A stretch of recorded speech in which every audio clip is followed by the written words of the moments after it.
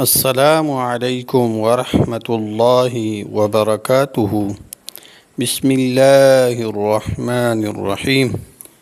ټول تعریفونه د رب ذوالجلال دپاره چې خالق او مالک او پروردگار د کل عالم دی، او درود پاک په خاتم الانبیاء د مدینی جانان حضرت محمد صلی الله علیه وسلم باندې.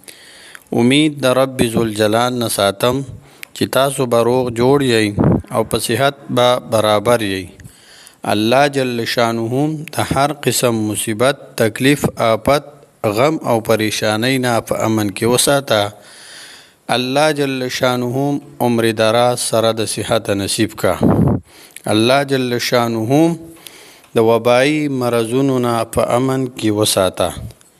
ما نن تاسو دپاره یو عظیمه وظیفه راوړې ده چې هغه ډیره مجربه ده او ډیره ازمایلی شوې ده، یعنې تجربه پې کړې شوې ده. هغه وظیفه د څه باره کې ده؟ هغه وظیفه د مال او د دولت په باره کې ده.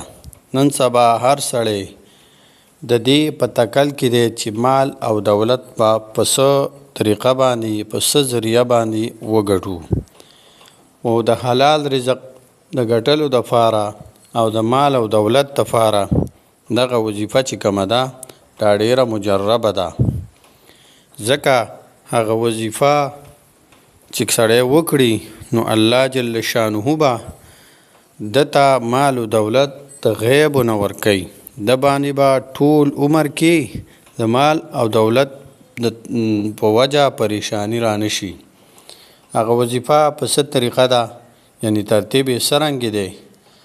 اول به درود ابراهیمی، کم درود چې منګه په مانځه کې لولو هغه درود به 3 ځله ووایي، یعنی 3 مرتبه هغه به ووایي.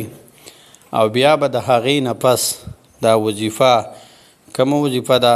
هغه د الله جل شانه اسما مبارکه دي.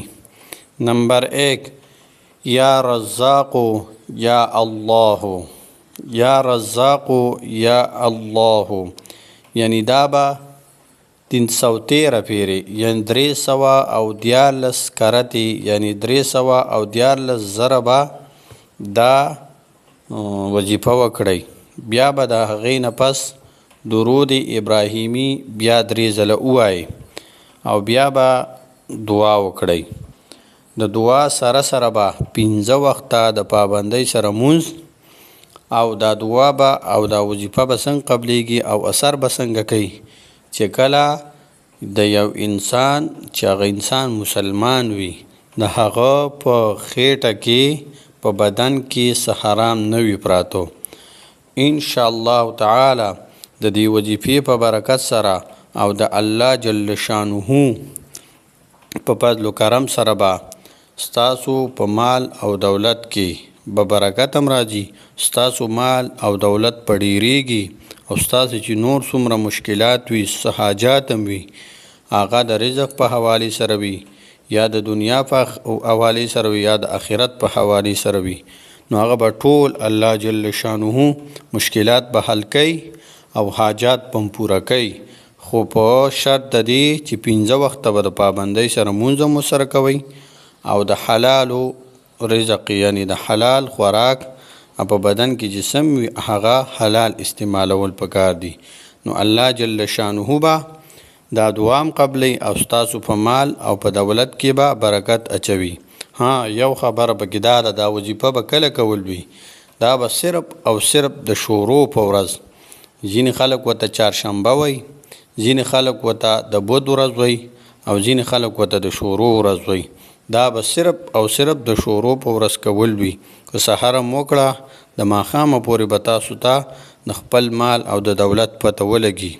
که د شپې هم وکړه، ماښام هم وکړه، نو سهار پورې به تاسو ته د خپل مال او دولت پته ولګي. السلام علیکم ورحمة الله وبرکاته.